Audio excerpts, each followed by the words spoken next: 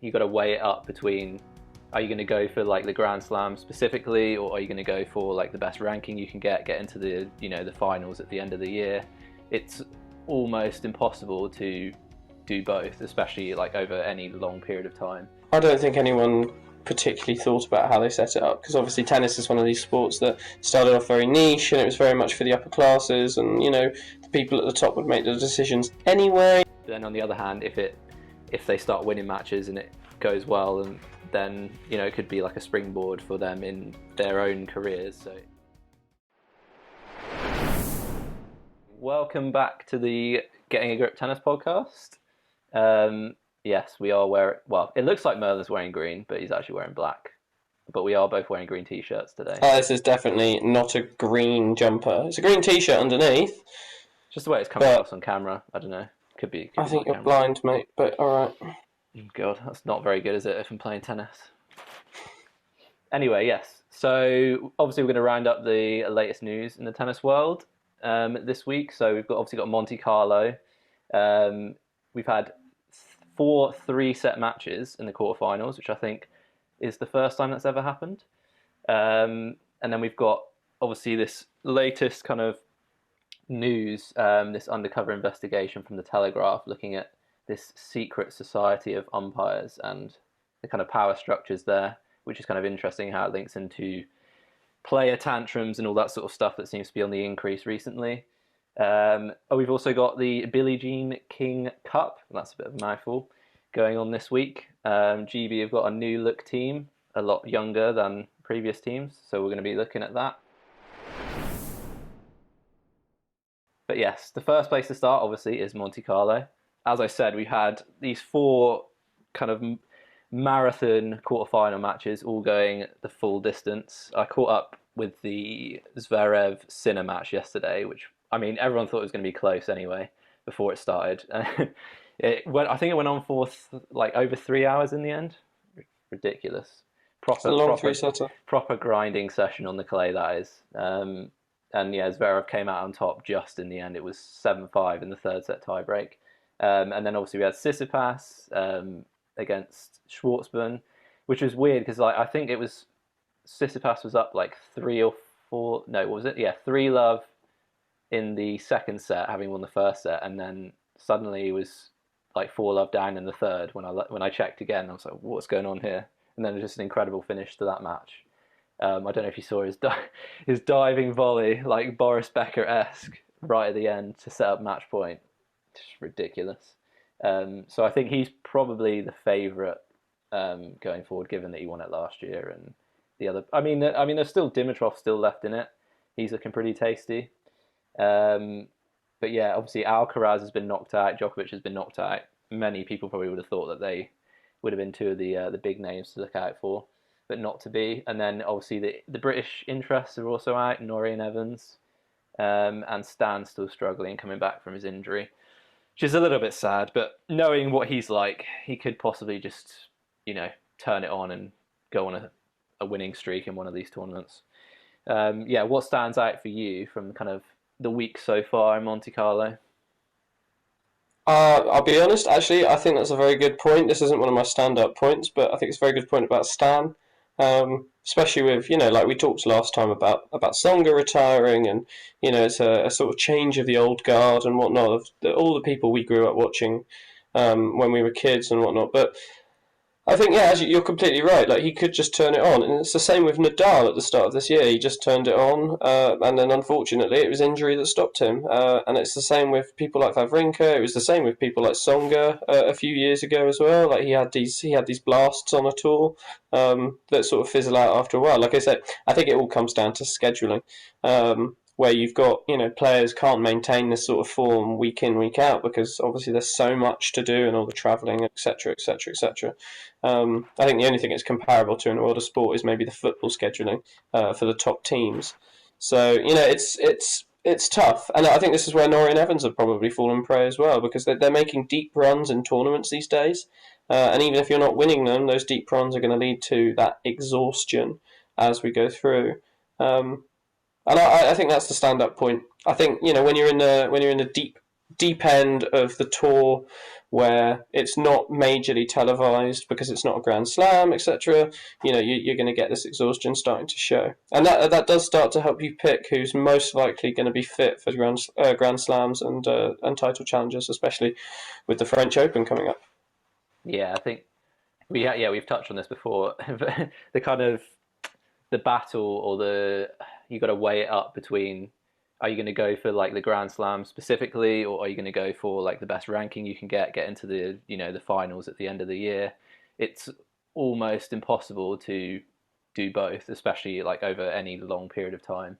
I always found it like amazing that you literally have like a player playing in like a semi or a final on obviously like a Saturday or a Sunday, and then literally like they got to fly somewhere else and start again on like the Monday or Tuesday of the next week. I'm Mm. like, there's no way this is like a sustainable thing. But obviously, yeah, the schedules are just ridiculous. And yeah, if you're going to, if you need to push yourselves up the rankings, which obviously then influences how easy it is to get into the Grand Slams, because obviously you need like a minimum Exactly. ranking, then you've almost got to do this at least for a certain amount of time, like Norrie has, to kind of push his ranking Yeah. up, and then you kind of reap the benefits of that further down the line in terms of seeding and all that sort of stuff.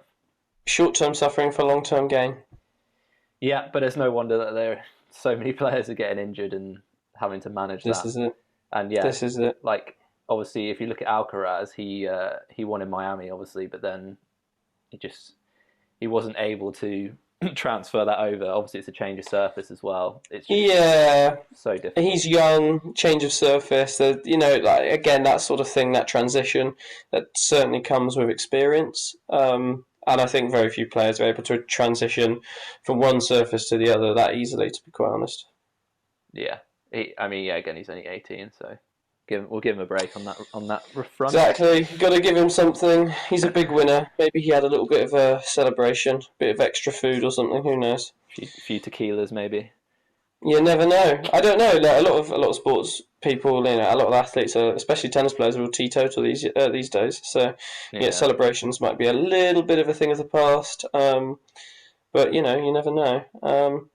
Yeah, as you say, I think you've got the outside chance that Dimitrov could come through and make a good impact in Monte-Carlo, and I'm looking forward to seeing that. I'm glad to see him playing, a bit more at the top of his game again, because he was always a very entertaining player, and he has that grace, that decorum.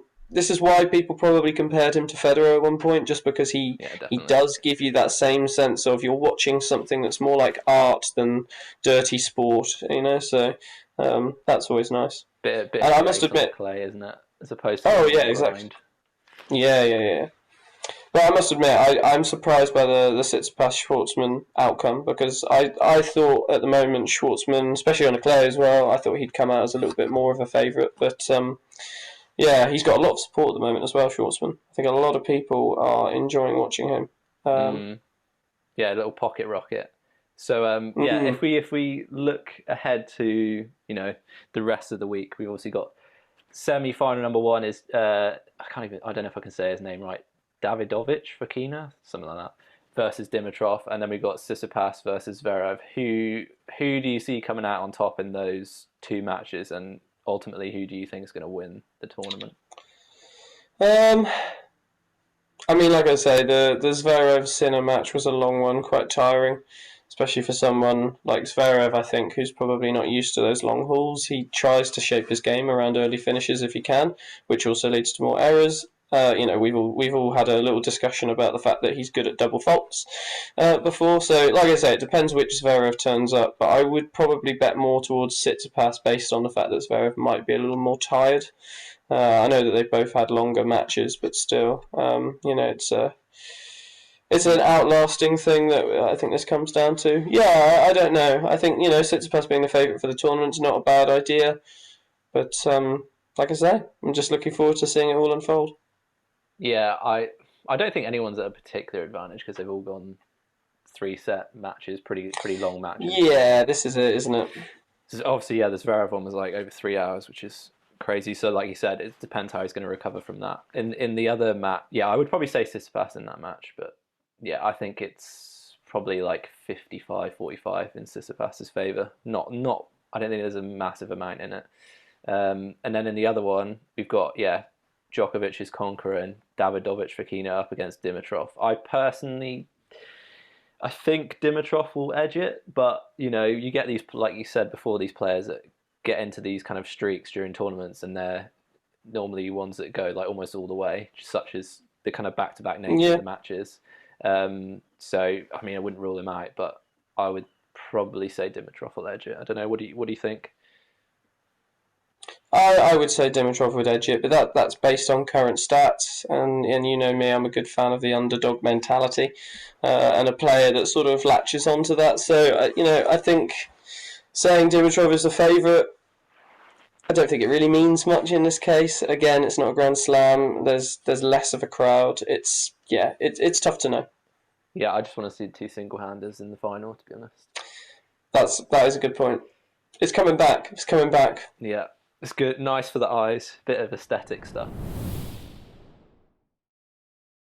So, second talking point is this kind of investigation or undercover investigation by the Telegraph into what they've called a secret society of umpires. They've talked about things like power abuses that have been going on for like the last 15 years and that has been known to tennis authorities, people being kept quiet by NDAs, having to, in some cases, use your body to kind of, advance yourself up the ladder. And obviously like a small number of people basically having control over the appointments of umpires and exploiting people as a result of that, and people being afraid to speak out, obviously, because then that tends to lead them to being ostracized.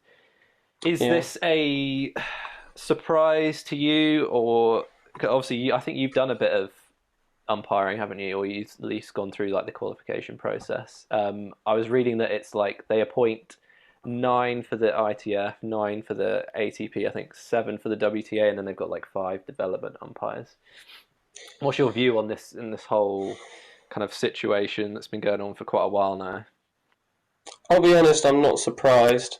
And I think the main reason I'm not surprised is, and people probably don't realise this, that being a professional umpire, unless you are one of these top umpires as you just described, it's not paid. So even at lower tournaments, even at, say, for Queens, for example, let's take Queens on the grass. This is one that I was invited to actually do a couple of years back when I first did my qualification. I'd done a couple of bits before. I was actually asked to line judge, not to actually umpire, just to clarify. But, great honour. I was unfortunately away on holiday, so I couldn't actually make it. But the problem is, with all of these things, even at Queens, you don't get paid. You merely get expenses paid for. They give you lunch, and they'll give you travel, and that is it. So I think part of the issue here is obviously the culture that has been fostered as a result of the fact that it's all volunteers.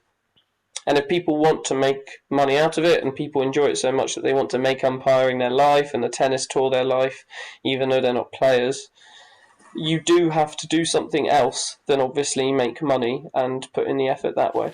So I think that this investigation showed that individuals not only have to, the polite term would be something else, but kiss ass, that sort of thing is, very much something that needs to be done. But you also need to do, well, as the article has said, there's been a lot of allegations of the sexual nature. So some umpires have said about using their body in order to climb that slow rank, and there's almost an expectation of it.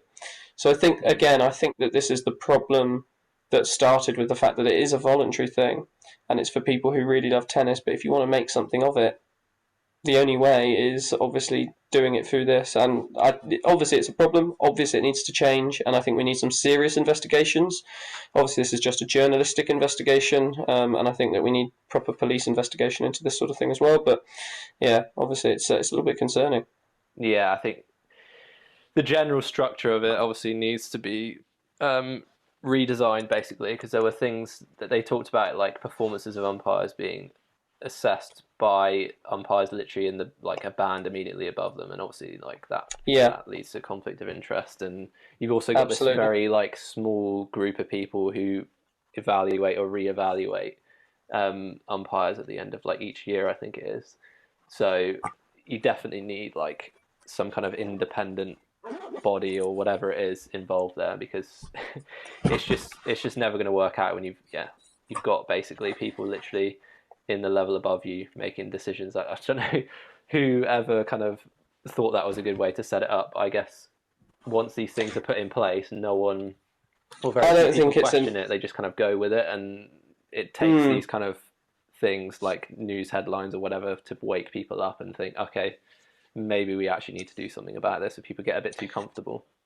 I don't think anyone particularly thought about how they set it up, because obviously tennis is one of these sports that started off very niche and it was very much for the upper classes, and the people at the top would make the decisions anyway. That's slowly been changing, especially as the progressive nature of sport in general has gone on throughout the recent periods of time, which is very good. So obviously like gender equality specifically in the sport. All of these things have naturally somewhat opposed the balance that was set originally, especially by sort of that opinion that tennis is only an upper class sport, which at one point it was. That's true to say, but yeah, very much the nature that's changing, and like I say, everything else needs to change with it.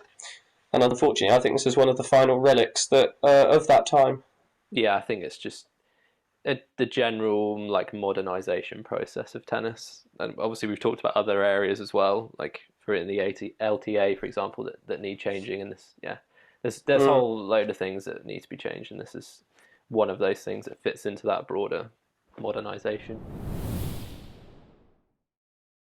Okay, so yeah, on the women's side, we've got the Billie Jean King Cup going on this week. I actually managed to say that first time. Thank you. But yeah, we've got this new look team for GB, sort of a younger team. We've got Raducanu, Dart, Swan, etc., and no Joanna Konta or Heather Watson in the team. So obviously trying to shift towards looking to the future, starting with this tie against Czech Republic. And obviously, I think it's level at the moment as we speak. This is on Saturday. And we've got Raducanu, who won her match yesterday. She's up against another one of the Czech players today. I think her name is Vondrasova. Probably said that completely wrong. But yeah, what are your thoughts on this new look team? Should we really be ignoring the more experienced players? Is that going to harm our chances, at least in the short term, if we're kind of just looking towards this whole younger team? Or yeah, is it like a short-term pain for long-term gain kind of move, do you think? I think I could compare it to a particular football team, or a couple of particular football teams even, where obviously we need to get some of the older guard changed and bring in the newer players to set up a future, which I completely agree with. I do agree that sort of some short-term pain for long-term gain is a very important move in order to progress things forwards and obviously give us that success we're looking for in the future. But again, I think much like anything, you need senior players to be leading that progress, and I don't think that women's GB team it has any necessary toxic players. So that's where I would say that taking out the likes of Watson and Conter may not be in interest long term. At least I don't think it will necessarily harm it too much, but I think it could have probably had more of a benefit having the senior players there, not only for mentoring because of all the experience they have, but also just generally having those older players there does give the younger players a better sense of how they're going to manage not only the matches that they're in, but also the support that they need in that scenario. Because obviously playing international sport can actually be quite stressful, especially with the media attention that it can gain. Yeah, maybe it's more of like a baptism of fire, maybe. Not using these older players, I suppose. Could, yeah, like you said, it could go one of two ways. They could really miss that mentorship, and that could kind of damage their prospects, at least in this competition. Yeah. And who knows about confidence going forward. But then on the other hand, if they start winning matches and it goes well, and then it could be like a springboard for them in their own careers. So it's difficult to say really. But it's a tactic that you can't say it's wrong, but I personally feel like neglecting senior players might not be in the best interest. But like I say, I could be easily proven wrong because it's a tactic that's been used before and has been used successfully. So Yeah, let's hope we are wrong, because it would be nice to see, obviously, seeing GB do well, but also see some of these younger girls kind of push on. We've seen them in, earlier rounds of Wimbledon and kind of smaller-ish tournaments, but yeah. we've obviously got Raducanu who's come through, but it would be nice to have, a few Well, others. Raducanu, I think that she's won the US Open, yes, but I still think that she's on the exact same level as the rest of these younger women as well. Because, like I say, building a career and building sustainability on a tour, specifically in women's tennis, is a great task. And I think that it's come out before. I can't remember who said it recently in an interview about a week or two ago that give Raducanu a year, and then maybe you'll see her dominating. Which could very well be possible. There's a lot to work on, but I think that's the case. That they need that time to adjust. Yeah, well, yeah, you're right. Raducanu is kind of, she is still on that She's same. a lot fresher than they give her credit for. Yeah, yeah. So like, expectations have really, you got to be careful with those, because it's as soon as someone wins like a major title, it's so easy to just expect that it's going to continue forever. But she is literally like 19, or like very young. When we're talking about like Alcaraz on the men's side again, very young. Like if he's won in Miami, doesn't necessarily mean he's going to win like loads of these Masters 1000 events, or suddenly start going to the semis or the final of a Grand Slam. You've just got to be patient. They're going to be ups and downs, but hopefully the overall trajectory is upward, but sustainable is the main thing. All right, we've got another junior update in the Devon area again, so I'll leave it to you, Merlin, to take it away. Yeah, the Bovey Tracy Academy. The head coach Ryan, he's brought on a player who's he's breached the top 30 under 14s in the country, which is fantastic news. This is something that he'd recently done this year. Had a tournament last week. And after losing to the second seed in the tournament, he was playing some good tennis nonetheless. He then went on to beat the 13th best player, the ranked 13 for under 14s in the country, beat him 6-2, 6-3. So he's put in a really good performance the last week, and I think that this sort of recognition and this sort of this progression by obviously beating a somewhat better player than he is ranked himself is definitely going to do wonders for confidence. And as we were saying with GB women's team, like you need these wins and this progress in order to build the sustainability as you go through a career. So that's something that we'll definitely be looking at building on for him. And our head coach he's doing a wonderful job with him. Yeah, it's a small success, isn't it? Just little seeds for the confidence over time. Quite right. Once you get something like that under your belt, even if you've lost a couple of tournaments, you've gone out early in a couple of rounds, it's not a problem. Once you get something like this, it certainly does give you fuel for the next period of time in order to train and compete. Yeah, I think it's the same for any level, really. Once you know that you can compete with like a certain level of player, then even if you have like a bad day, you know that if I'm playing to my potential, I can compete with like this certain level of player. So yeah, that's really important. Have you played? It does great things for the work ethic. Have you played against him? Have I played against him? Yeah, I have played against him. I train against him sometimes. So obviously myself, I'm a level 3 coach, but I hit in with all of these academy juniors at the club in Bovey Tracy. And yeah, I've played against him. He's quite a talent for his age, and I mean, I wish I'd even started tennis at his age. He's 13. I only started tennis probably when I was 16. That's crazy. I played a lot of tennis. I did it the quick way. Picked up a few injuries on my way. You remember when we first started playing that I was pretty much always injured. You didn't play. Knees. Yeah, exactly. You never got a game out of me for about a year. Yeah, exactly. So, but like I say, if I had the talent he had at that age, then I could have made something of tennis.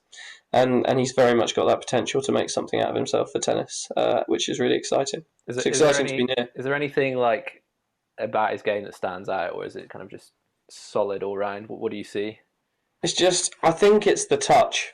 I think it's that ability to know sometimes where to put the ball and how you put that ball in that place on the court, for example, when to drop shot, when to push someone a little bit further back. I'd like to say that those are probably some of the standout features for talent. But for the features, the things that I think that are going to make him win is the consistency.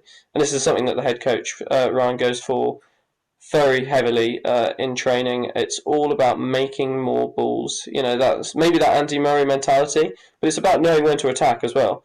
So I think that that's very much the thing that stands out for him is he's building his consistency. He's going to make more balls and make more of them at the pace and the good consistency of the players above them. All right, look forward to checking in on his progress as we go through. It's the at that age the kind of improvement is it can go in like steps almost. Sometimes like things just like take off and then there's a little period of consolidation. Exactly.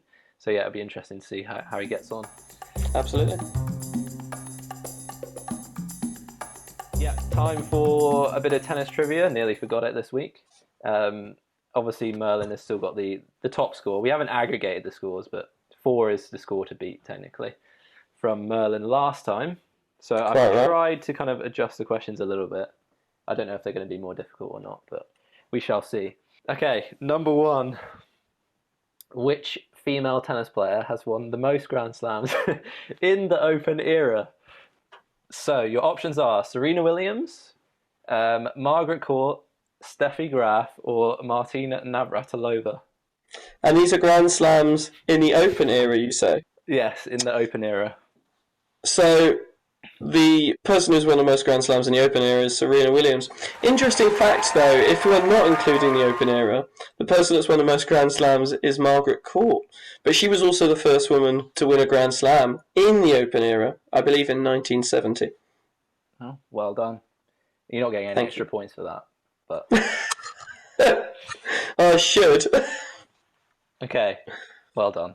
Number 2, smart ass. First Asian tennis player to be ranked number 1 was either Naomi Osaka, Li Na, Peng Shuai, or Sanya Mirza. Female. Yep, first female Asian tennis player to be ranked number 1. So just say them all again for me. Oh, God. Pronunciation is difficult. Naomi Osaka, Li Na, Peng Shuai, or Sanya Mirza. Or Mirza. Interesting. I'm going to say Naomi Osaka. That is correct. Well done. Good. Yeah, I mean, good. Could be a little bit surprising given that's only happened fairly recently. And obviously Li Na, I remember her quite well. She was I don't remember her being like top seed though. That was my issue. So yeah, I was hoping that was going to catch you out. She did win. I'm pretty sure she won the Australian Open. I'm not sure if she won any other Grand Slams, but she was a top player. She just didn't reach that, the holy grail of number 1. Okay, 2 from 2. So number 3. Your favourite here, history of tennis kind of questions. No, oh, lovely. Them.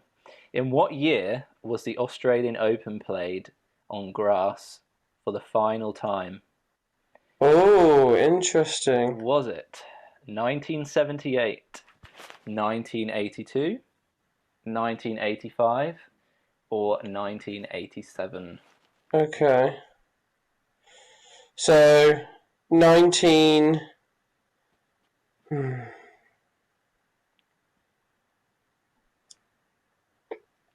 Interesting. Can you say all 4 again, please? Yep, so it's 78, 82, 85, or 87.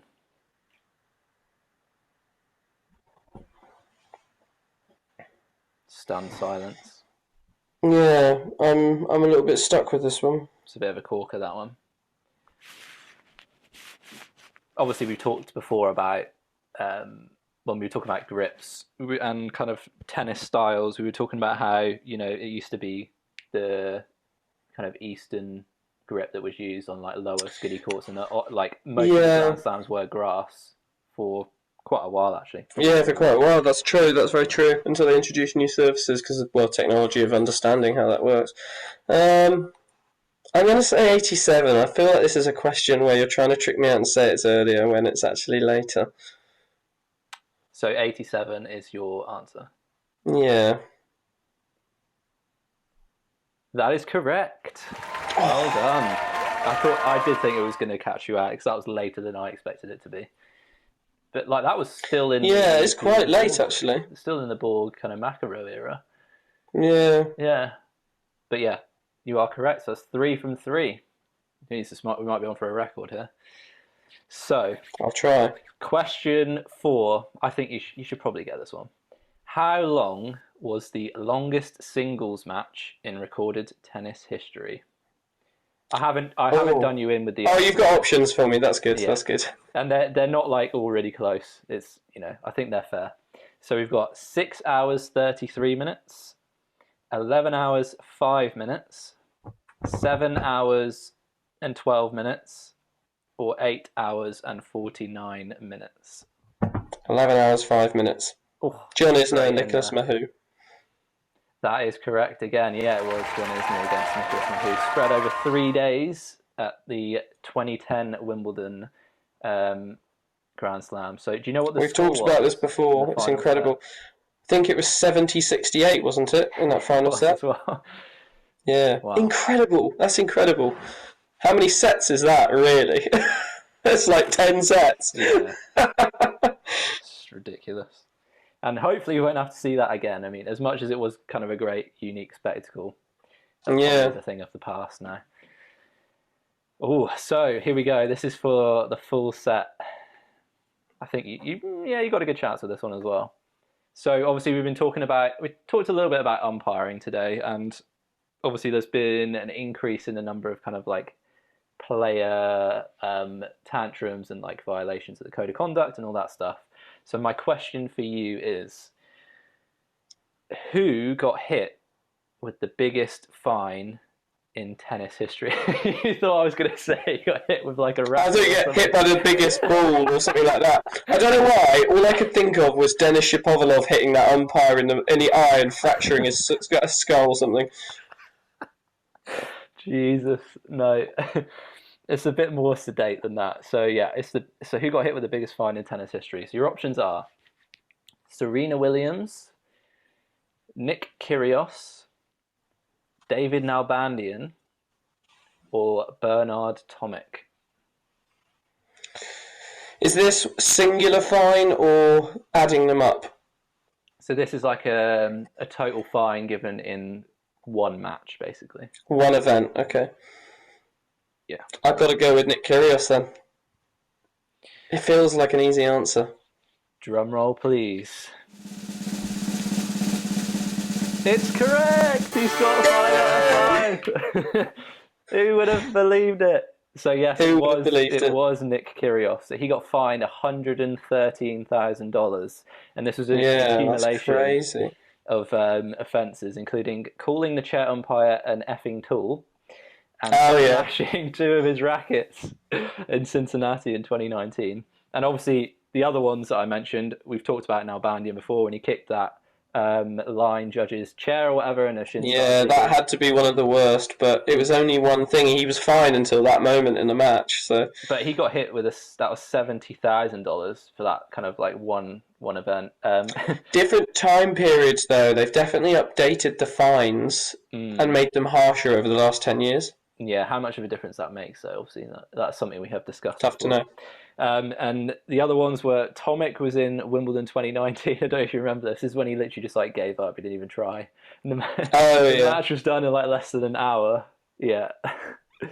Ridiculous. And then the Serena Williams one. This was back in US Open semi-final in 2009. So this was massive fine back then. It was $82,500. And also ended the match when she called the line judge. Well, she didn't call the line judge. She said, "I'll take this ball and shove it down your effing throat," to the line judge. That's right. I remember. I remember her being right out of line in that match as well. Don't know what happened to her. Good pun.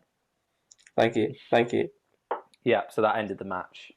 That's I think that is one of the that is one of the worst outbursts you can have, because that's like such a personal attack with like Oh real yeah, malice that's behind it. it. It's verbal abuse if you if you call it anything else. So Yeah. So there you go. 5 out of 5. Well done. New record score. I don't know whether it's me giving you nicer questions or I'm some just of them are boasting my nicer, knowledge. But but you know, I'll go out on a town tonight. I'll celebrate that victory. okay, yeah. So that rounds it up for this week's podcast. Obviously, give it a follow if you're listening on Apple Podcasts, Spotify, or even Google Podcasts. And give it a like, share it around, subscribe, all that stuff if you're on YouTube. And we'll see you in the next one.